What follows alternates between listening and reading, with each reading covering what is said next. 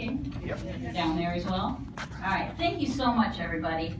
I'm thrilled to be here. Again, my name is Krys Darrington, and I am a person in long-term recovery. I'm so happy to be able to say that. I want to thank Captain Cody, and I want to thank everybody involved, including all the funders that put this summit together. This is vital work that we're doing out there. I can't tell you how many of us haven't made it to this side, struggling, and hopefully in the next 15 minutes, I'm going to give you some insight of what it was like out there, the desperation, the things that I didn't even know how to ask or advocate for that were out there.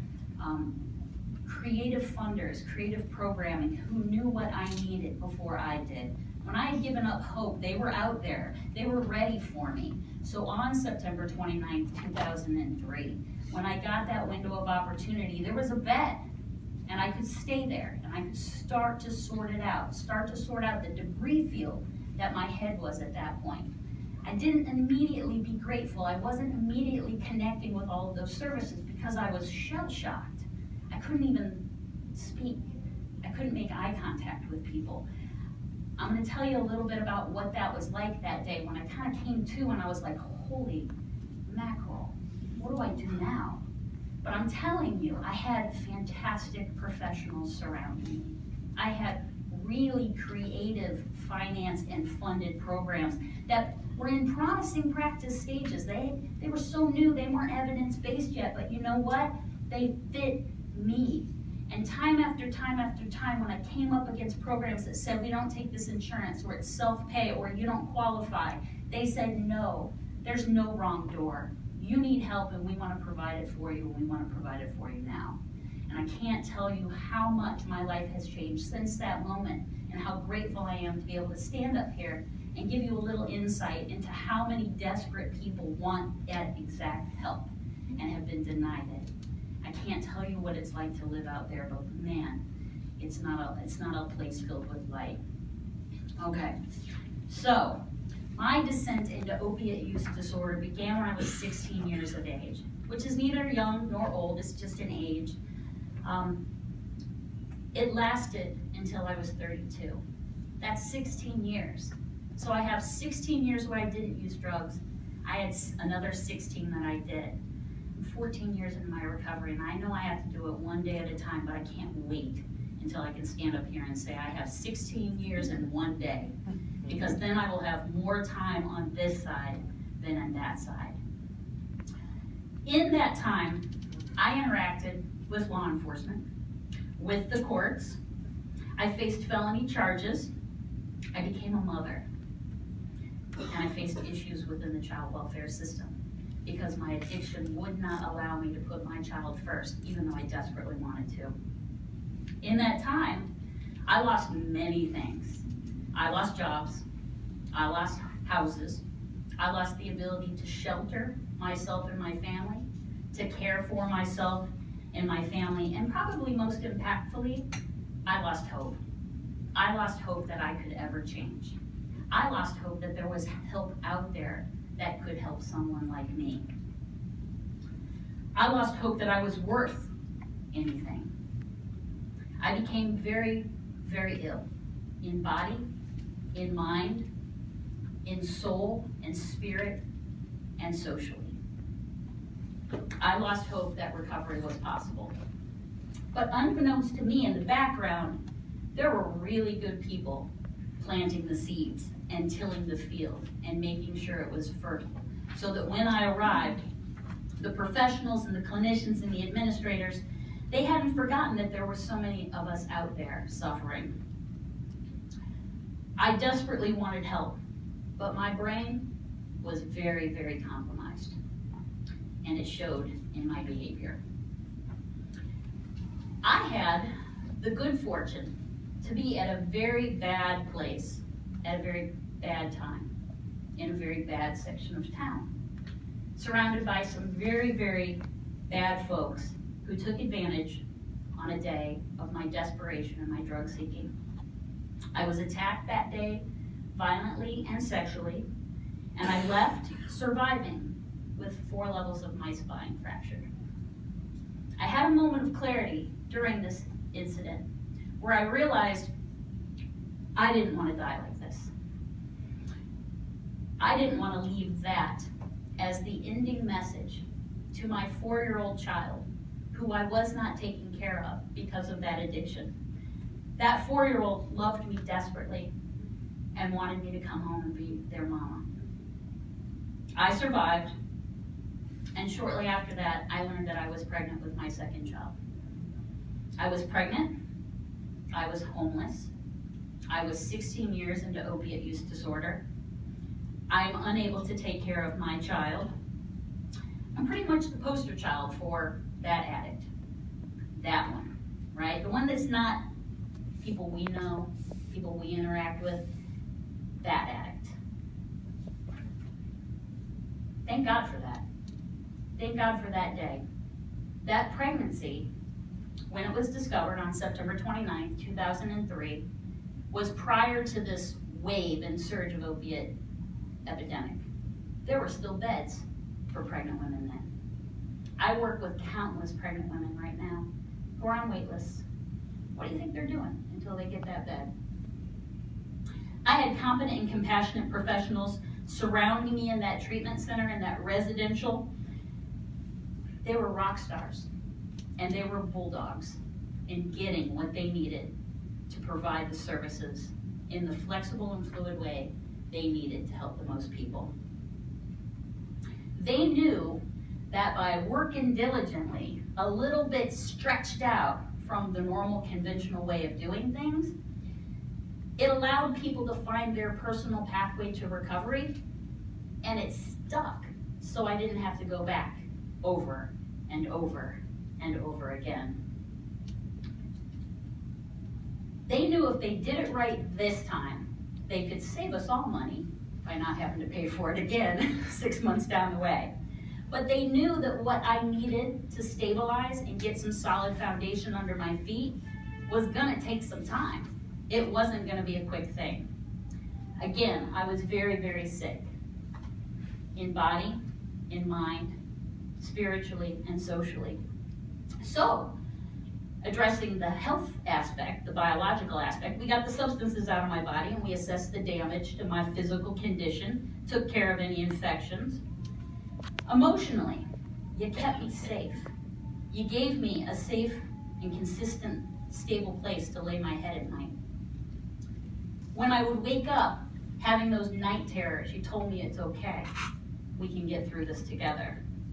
In spirit, you helped me connect to the hope and the possibility that of what could come next. Recovery, family, and future. I never thought I'd survive my addiction.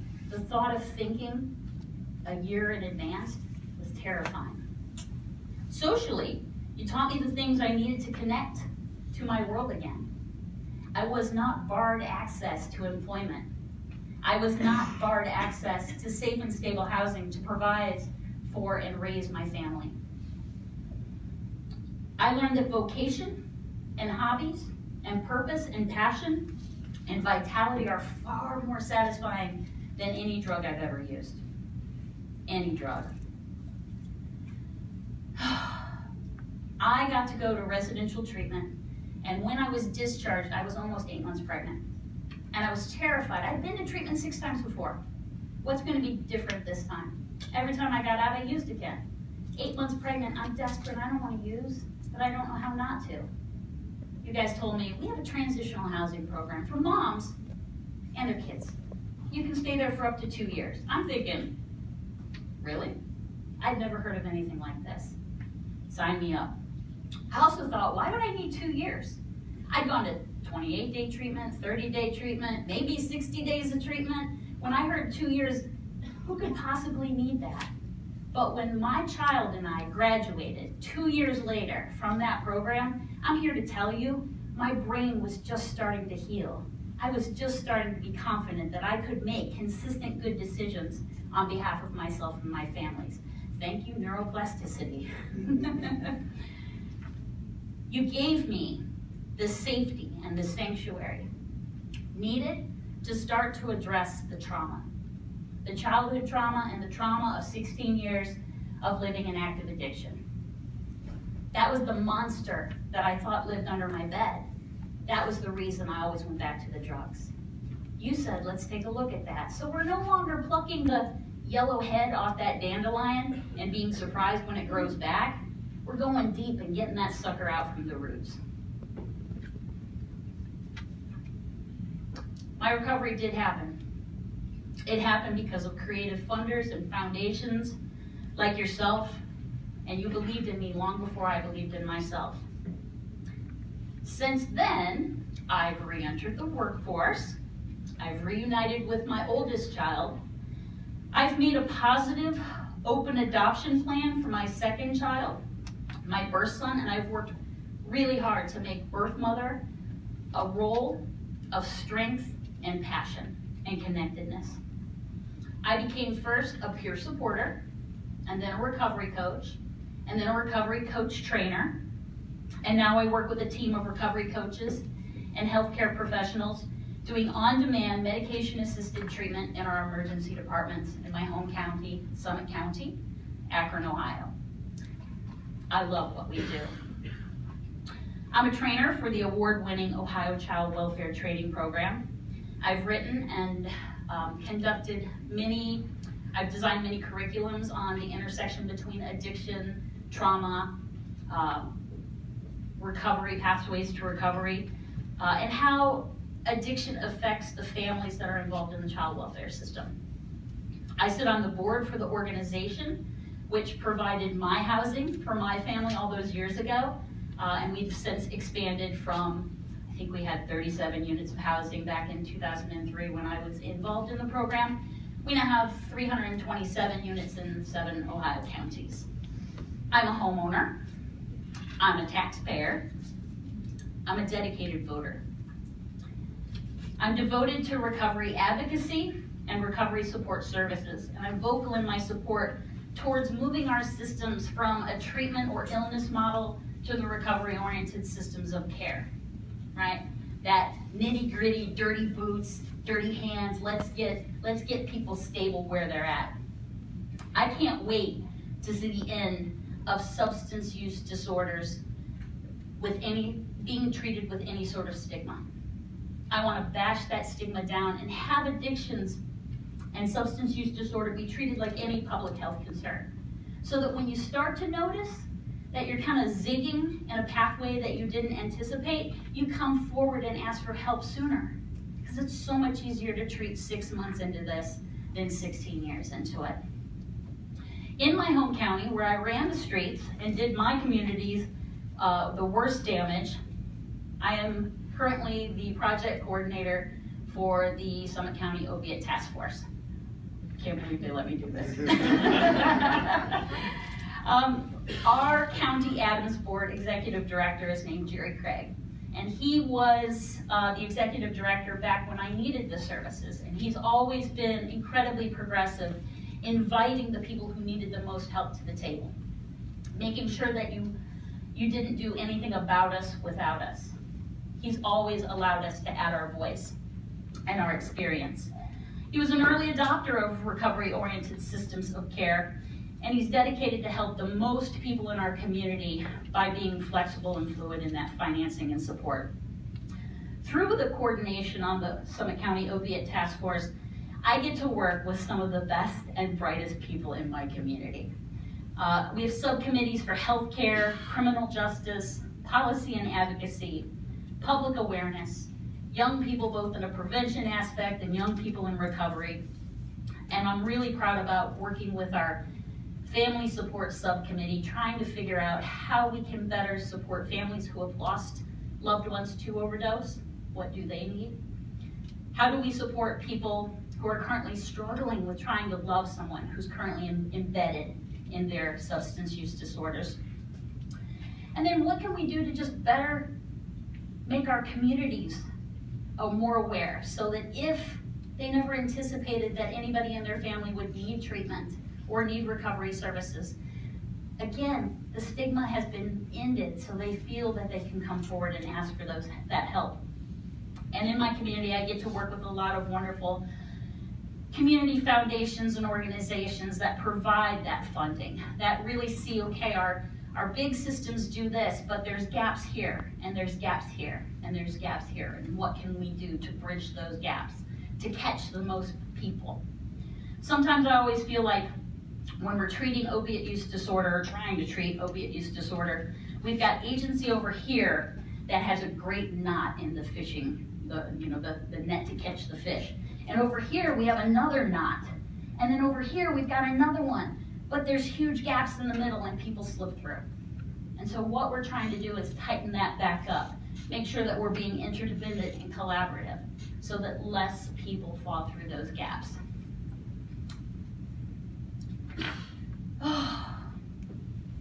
It was foundations and organizations like you that saw me at my worst as lost potential. You saw how it affected my parents as a child struggling. You saw how it affected my child to have their parents struggling. You saw how if I was not a contributing member to the tax revenue base, our communities were missing out. You believed in me long before I had the capacity to even dream that this life could be. You told me that I had worth. You told me I could be a good parent. You told me I could heal. And you told me that the services that I needed were a good investment. They were an investment for not just myself as an individual, but for us as a culture and as a society and as a world. And again, I'm here to tell you, it's so much better on this side. Thank you for letting me back into this. Thank you again for giving me just a few minutes of your time as we kick off the SAMHSA Region 5 Opiate Funders Summit. I want to thank you from the bottom of my heart for everything that you guys do, for your attention and commitment to this issue, for your connection, and for your ability to discern where the wise use of resources can be best used. You have helped in innumerable ways the more than 25 million people in America who are in long-term recovery. I hope you enjoy the rest of this summit. Thank you very much.